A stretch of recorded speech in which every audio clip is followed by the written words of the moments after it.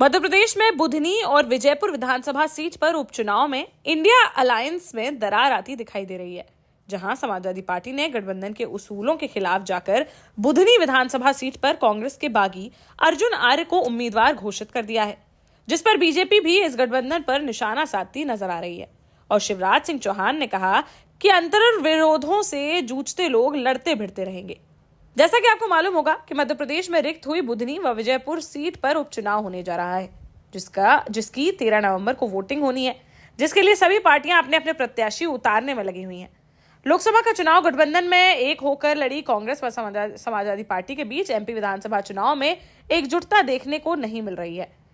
जहां जब कांग्रेस ने दोनों सीटों पर अपने उम्मीदवार उतार दिए, तो वहीं सपा ने भी बुधनी सीट पर कांग्रेस के बागी अर्जुन आर्य को अपना प्रत्याशी घोषित कर दिया, जिस पर सपा प्रदेश अध्यक्ष डॉक्टर मनोज यादव का कहना है कि हमने 2 सीटों में से 1 सीट मांगी थी, लेकिन कांग्रेस ने दोनों सीटों पर अपने उम्मीदवार घोषित कर दिए।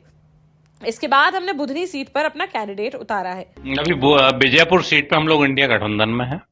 बुधनी पे हम लोगों ने कैंडिडेट उतारा है, क्योंकि समझौते में हम लोगों की बातचीत हुई थी, 1 सीट हम लोगों ने मांगी थी, तो कांग्रेस ने अपने दोनों जगह कैंडिडेट उतार दिए। तो बुधनी में हमारे पुराने साथी हैं अर्जुन आर्य जी, जो किसानों की लड़ाई लड़ते रहते हैं, मजबूत कैंडिडेट है, और तो उनको प्रत्याशी बनाया और निश्चित तौर पे जनता का आशीर्वाद मिलेगा।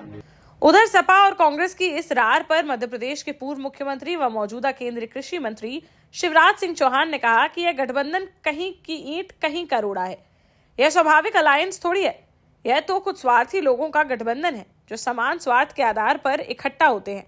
इनके बीच कोई सैद्धांतिक सहमति नहीं है, केवल एक ही रट, मोदी जी और बीजेपी का विरोध। ये स्वाभाविक अलायंस थोड़ी है, ये तो कुछ स्वार्थी लोगों का गठबंधन है, जो समान स्वार्थों के आधार पर इकट्ठा होते हैं, लेकिन अंतर्विरोधों से जूझ रहे लोग कहां स्वाभाविक रूप से इकट्ठे हो सकते हैं। हालांकि कांग्रेस का कहना है कि इंडिया अलायंस एक है और इसमें किसी तरह की कोई फूट नहीं है, लेकिन देखना होगा कि बुधनी विधानसभा सीट पर यह गठबंधन आपसी बातचीत कर किसी एक प्रत्याशी का नाम वापस लेता है, या फिर दोनों ही पार्टियों के प्रत्याशी एक दूसरे के खिलाफ चुनाव लड़ते दिखाई देते हैं।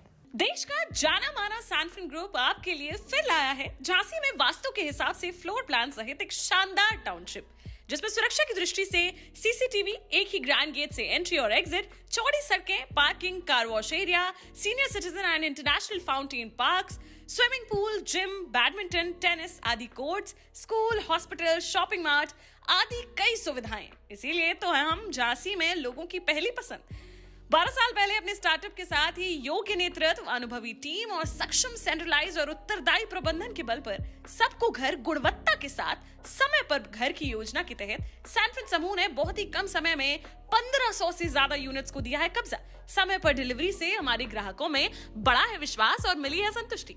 सैनफिन समूह ने बहुत कम समय में Sanfin Ashok city, green homes residency, green homes city, Sanfin Ashok valley, Delhi public school, Sanfin शाखा, केन सैनफिन अस्पताल सहित कई अन्य परियोजनाओं के साथ नई झांसी के निर्माण में स्थापित किया है एक बड़ा मुकाम। तो आप भी आज ही आइए अपने परिवार के साथ और कीजिए अपने सपने साकार।